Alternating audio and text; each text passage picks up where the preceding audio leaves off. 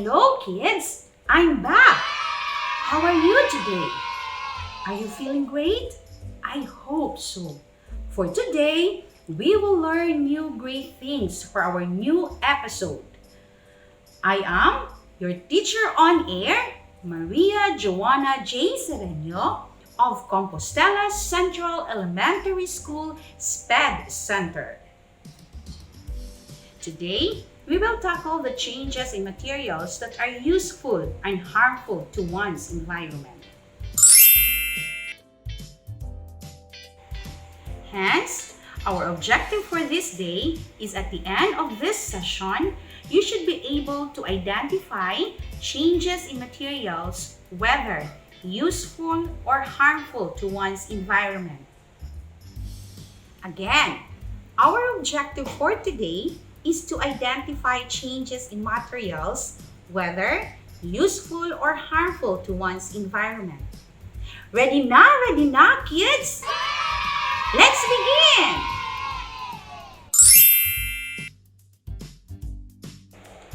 How well do you know about the useful or harmful effect of the changes in materials to the environment?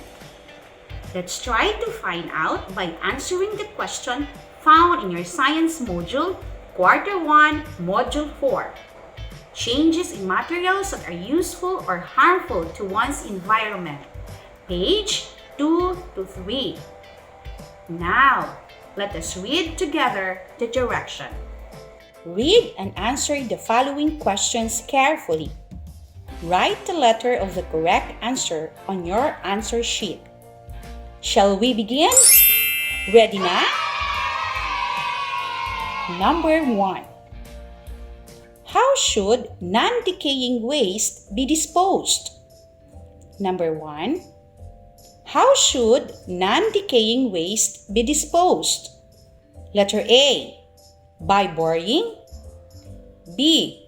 By recycling. C. By composting. D. None of the above. Letter A. By burying. B. By recycling. C. By composting. D. None of the above. The correct answer is letter B. Number 2. Which one of these groups of materials that can be recycled? Number 2. Which one of these groups of material that can be recycled? A. Bottle of mineral water, empty soy sauce container, and broken pail. B. Fish bone, kangkong stem, and potato peeling. C. Leftover food. D. Tissue paper. Again, letter A. Bottle of mineral water, empty soy sauce container, and broken pail. Letter B. Fish bone, kangkong stem, and potato peeling. C. Leftover food. D. Tissue paper. The correct answer is letter A. Number 3. What should be done with the garbage to prevent the people from getting sick? Number 3. What should be done with the garbage to prevent the people from getting sick? A. Dispose waste materials properly. B. Throw waste everywhere. C. Drink contaminated water. D. Take medicine. Again, letter A. Dispose waste material properly. B. Throw waste everywhere. C. Drink contaminated water. D. Take medicine. The correct answer is letter A. Number 4. What will happen if waste materials are not properly disposed? Number 4. What will happen if waste materials are not properly disposed? A. It can be a source of humus. B. It can help waste to decay faster. C. It allows free flow of rainfall runoff. Letter D. It can cause air, land, and water pollution. Letter A. It can be a source of humus. B. It can help waste to decay faster. C. It allows free flow of rainwater runoff. Letter D. It can cause air, land, and water pollution. The correct answer is letter D. Number 5. What should be done to non-biodegradable waste materials in order to prevent or minimize pollution? Number 5. What should be done to non-biodegradable waste materials in order to prevent or minimize pollution? A. Bury them. B. Burn them. C. Reuse or recycle them. D. Throw them in the river. Letter A. Bury them. B. Burn them. C. Reuse or recycle them. D. Throw them in the river. The correct answer is letter C. Now, let's proceed to the next page of our module, page 4. Let us study. There, you can see scrambled letters and their clues. Let us read together the direction. Arrange the scrambled letters to get the correct answer. Clues were provided for you. Again, arrange the scrambled letters to get the correct word. Clues were provided for you. Okay, let's start! Number 1. F U E L S U. Number 1. F U E L S U. Clue. Having a value or benefit. Clue. Having value or benefit. What do you think is the answer? Did I hear useful? Very good, because the correct answer is useful. Number 2. A R M H U L F. Number 2. A R M H U L F. Clue. Causing damage or injury. Clue. Causing damage or injury. What do you think is the answer? The answer is harmful. You are doing great. Number 3.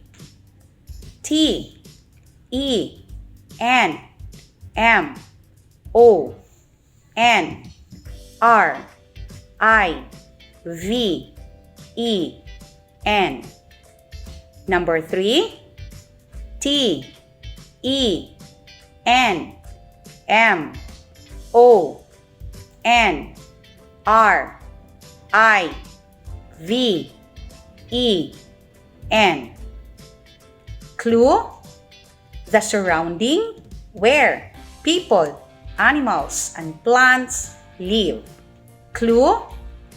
the surrounding where people, animals, and plants live. What do you think is the answer? The answer is environment. Keep it up, kids! Number 4. N-O-I-T-U-L-L-O-P.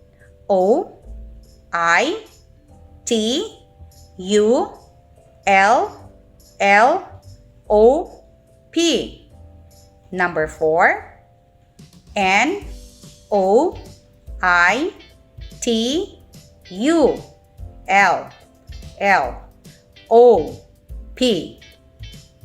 Clue.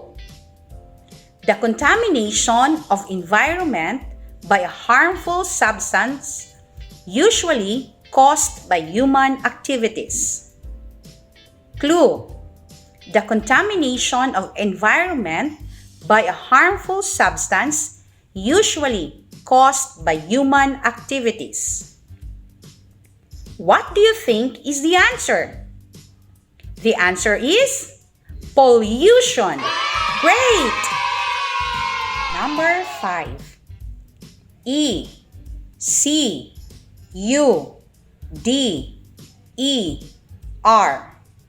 Number 5.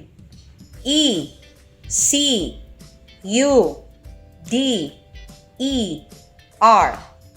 Clue. To make smaller or lesser in amount, degree, or size. Clue. To make smaller or lesser in amount, degree, or size. What do you think is the answer? The answer is reduce. Did you get it now? As to number 6 to 10, you can answer it in your vacant time.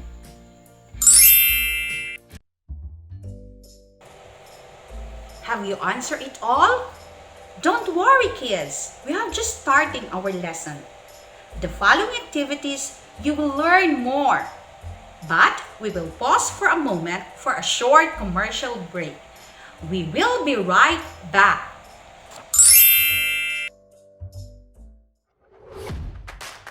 The Radyo Z-eskwela program of the Division of Davao de Oro is being brought to you by Nueda Builders Construction and Supply Incorporated, Maverick Builders Incorporated, Mitch Construction and Supply, Archicons Architectural Construction and Supply, DB Construction and Supply, Hanaway Builders Corporation, Phoenix Corvada Tagum Gasoline Station, Master Construction and Supplies, Mackenzie Builders, GP&H Construction Incorporated, Metro Gear Construction Corporation, NEN Builders and Development Services Corporation, Max Mays Enterprises Incorporated, We Inc. Construction Company, Rangay Construction and Supply, East Sussex Enterprise, WM Construction, Councilor Boogie and Miss Marjorie Vertodazo, Icon Builders and Supply, and Apex Mining Company Incorporated. Hello, kids! I'm back! Let's continue on page 5 of the science module. Are you still with me? On page 5, you can see pictures of tires and how they were used. Now, let us look at the pictures carefully and observe the changes made with the tires. What have you observed in the pictures? Yes, different changes have been made to the old tire. As we can see in picture A, the tire was reused as a swing, while in picture B, the old tire has been burned. Which picture shows that the change made in the old tire is useful? Yes, very good! Picture A shows that the change made in the old tire is useful.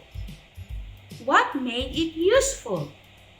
Turning the old tire into swing can make children and adults enjoy riding it. Which picture shows that the change made in the old tire is harmful? You are correct. Picture B shows that the change made in the old tire is harmful. What made burning old tire harmful? Burning old tire can cause negative impact on the environment and on people because it pollutes the air we breathe. Have you smelled old burning tire? How does it smell? It smells stinky, right?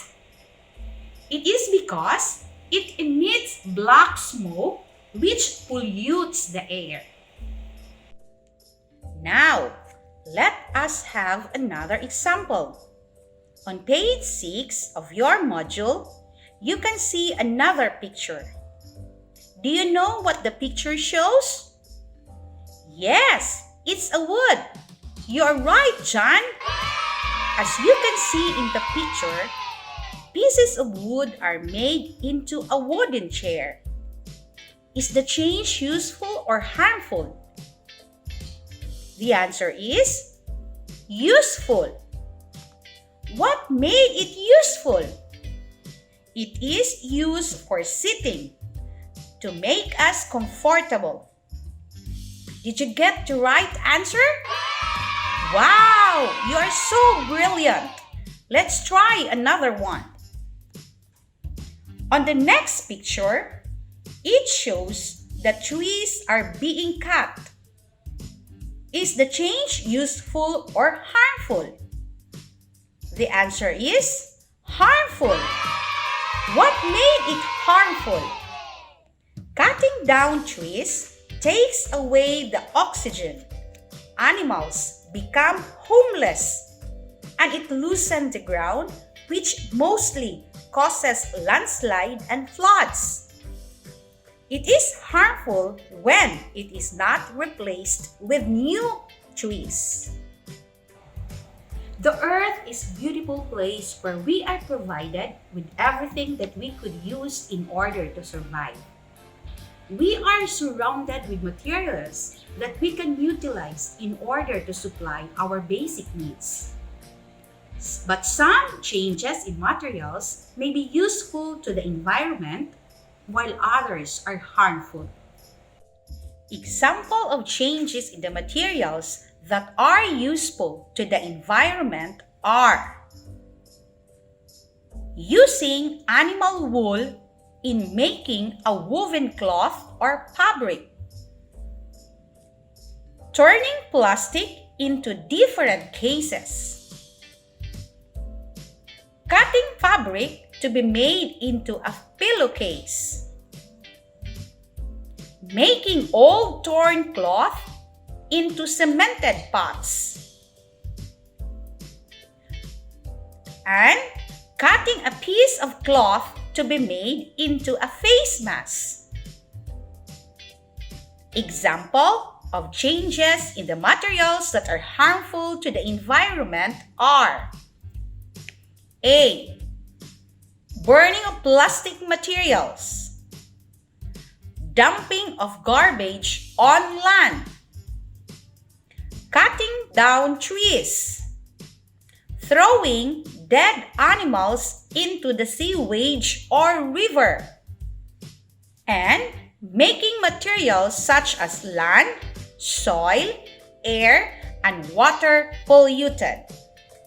When the materials, land, soil is dumped with garbage of any kind, such as empty bottles, plastics, toxic waste, chemicals from factories and other establishments, the land becomes polluted. Polluted land serve as breeding places for flies, cockroaches, and rats.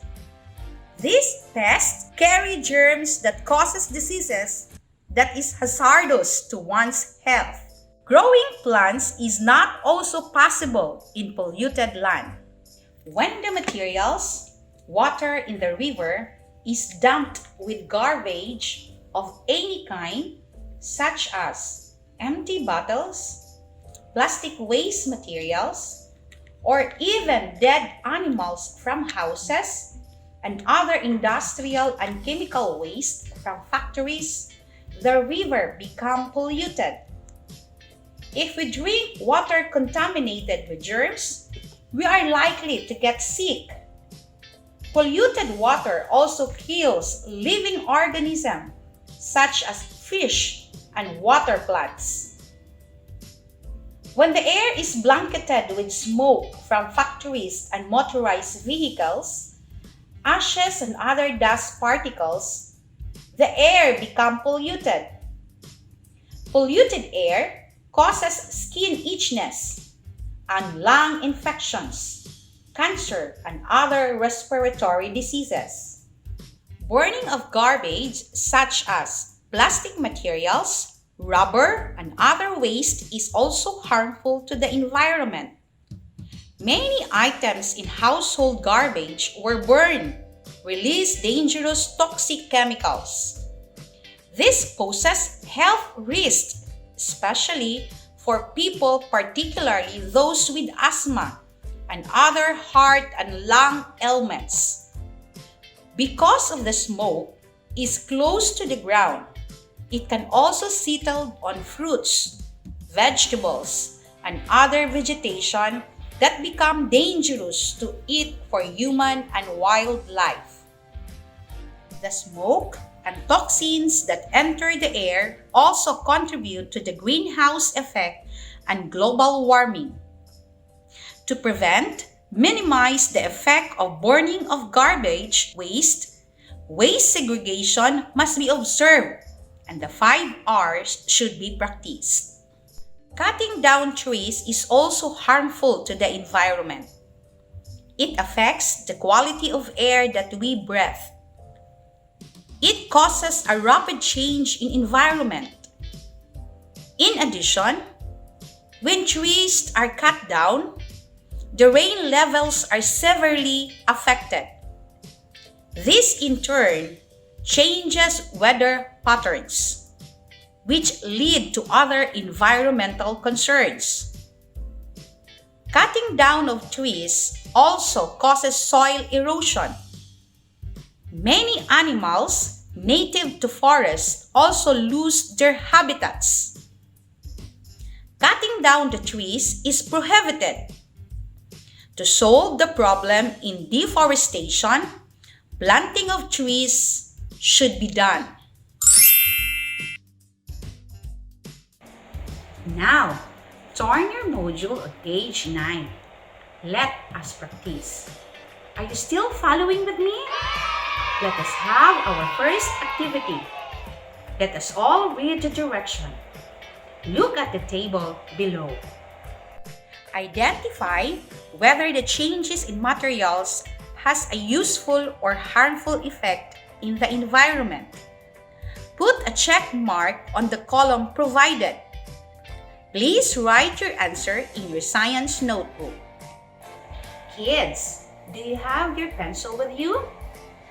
For now, you can use your pencil to check your answer. Then you can transfer it later on your science notebook.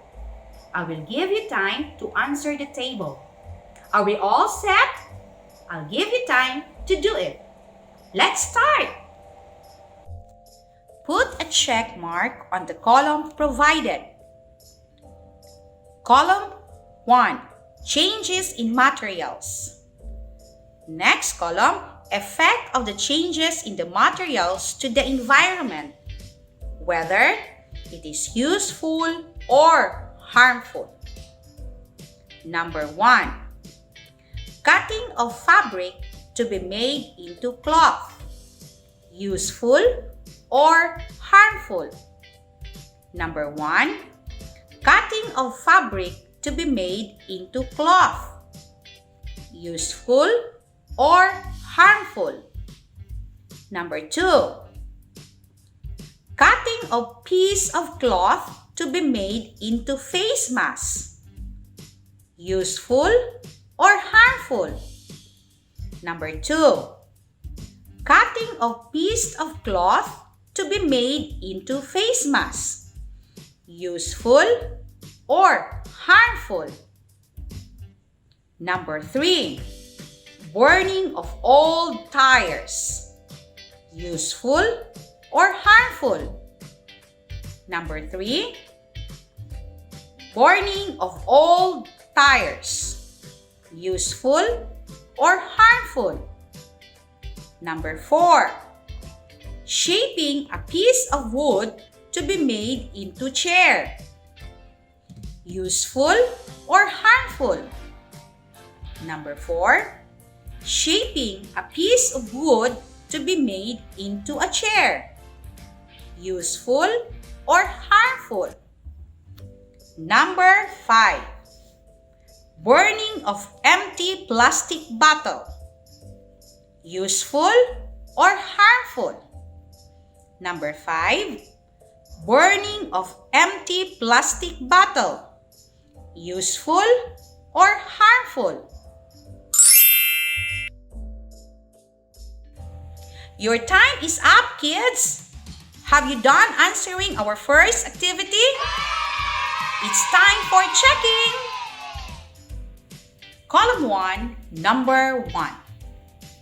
Cutting of fabric to be made into cloth. Is it useful or harmful? The check is in useful. Number 2. Cutting a piece of cloth to be made into face mask. The check is in useful. Number 3. Burning of old tires. The check is in harmful. Number 4. Shaping a piece of wood to be made into a chair. The check is in useful. Number 5. Burning of empty plastic bottle. The check is in harmful. Now, let's proceed with other activity. Activity 2. Rate yourself. Turn your module on page 10. Let us read the direction all together. Read each statement. Put a check if you are doing or have already done the task. And draw a star if you are still trying or never did it. Please write your answer in your notebook. Number 1. I don't burn plastics, dry leaves, and paper. Number 1. I don't burn plastics, dry leaves, and papers. Number 2. I pick up garbage I see.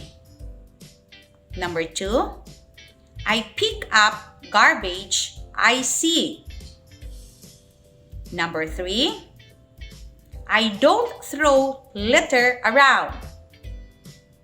Number 3. I don't throw litter around. Number 4.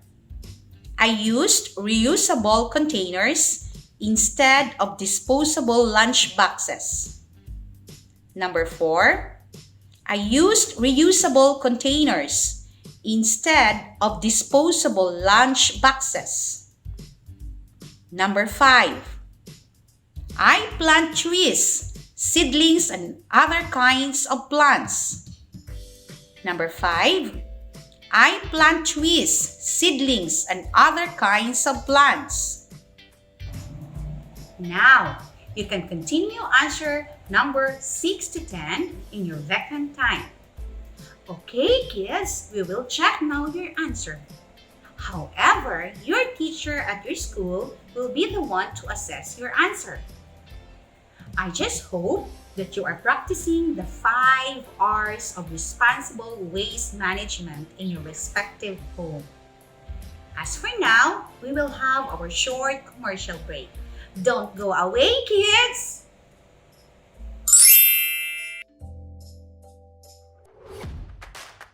The Radyo Z-eskwela program of the Division of Davao de Oro is being brought to you by Nueda Builders Construction and Supply Incorporated, Maverick Builders Incorporated, Mitch Construction and Supply, Archicons Architectural Construction and Supply, DB Construction and Supply, Hanaway Builders Corporation, Phoenix Corvada Tagum Gasoline Station, Master Construction and Supplies, Mackenzie Builders, GP&H Construction Incorporated, Metro Gear Construction Corporation, NEN Builders and Development Services Corporation, Max Mays Enterprises Incorporated, We Inc. Construction Company, Rangay Construction and Supply, East Sussex Enterprise, WM Construction, Councilor Boogie and Miss Marjorie Vertodazo, Icon Builders and Supply, and Apex Mining Company Incorporated.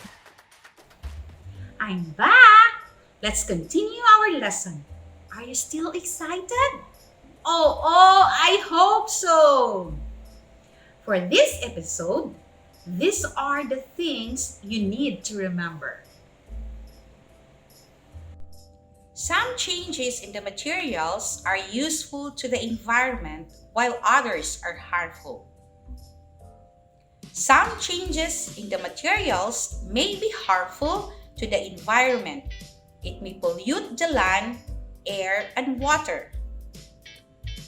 Polluted environment may pose great high risk to the people. To prevent or minimize the effect of burning of garbage, waste, and waste segregation should be done, and the 5 R's should be practiced. The 5 R's of responsible waste management are reduced, reused, recycle, repair, and rot. Are you ready for our short quiz? That's the spirit. I like your enthusiasm. Turn your module on page 16. Let us read the direction. Read the questions carefully and write the letter of the correct answer in your science notebook. Number 1. What are the ways to keep our surroundings clean and prevent or minimize pollution in our environment? Number 1. What are the ways to keep our surrounding clean and prevent or minimize pollution in our environment? A. People practice 5 R's. Reduce, reuse, recycle, repair, rot. Letter B. Burning garbage materials, rubbers, and other waste. Letter B. Burning garbage materials, rubber, and other waste. Letter C. Throw waste into the sewage or river. C. Throw waste into the sewage or river. And letter D. None of the above. Letter D. None of the above. Number 2. What is the effect of burning old tires and plastic materials? Number 2. What is the effect of burning old tires and plastic materials? A. It can help prevent diseases. A. It can help prevent diseases. B. It can help us breathe easily. B. It can help us breathe easily. C. It can pollute the air. C. It can pollute the air. D. None of the above. Letter D. None of the above.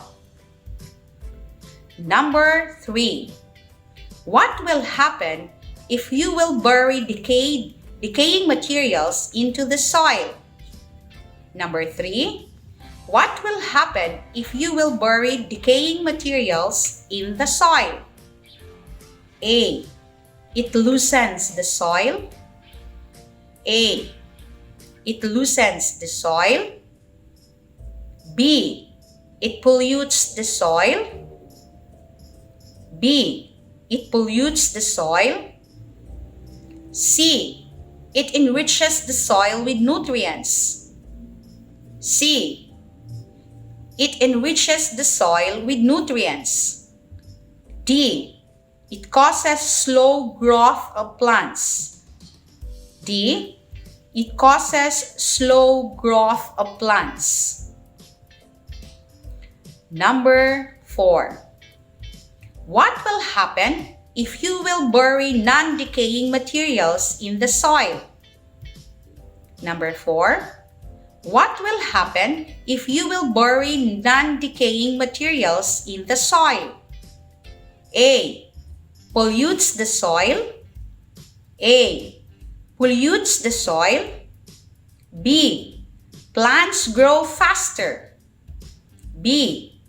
Plants grow faster. C. Nutrients to the soil. C. Nutrients to the soil. D. Best source of humus. D. Best source of humus. Number 5. What is the harmful effect of cutting down trees? Number 5. What is the harmful effect of cutting down trees? A. Affects the air that we breathe. A. Affects the air that we breathe. B. Provides habitat to animals. B. Provides habitat to animals. C. It produces more oxygen. C. It produces more oxygen. D. None of the above. D. None of the above. For the remaining number, you can answer it in your vacant time. Well done, kids! If you have some questions or clarification, you can write it in your assessment notebook. Don't forget to drop your assessment notebook to our feedback box located in your school, or you can ask your advisor through texting him or her as to where you can drop your assessment notebook. If you have additional questions, you can email us at jerramie.ecleo.gmail.com or mjwanetserenio43@gmail.com or text us at 0950-0938-671 or 0942-309-1582. See you again for our next episode. Same time, here at Radio Z-eskwela. Siguradong lingaw, siguradong kuyaw. God bless and keep safe, everyone. Bye!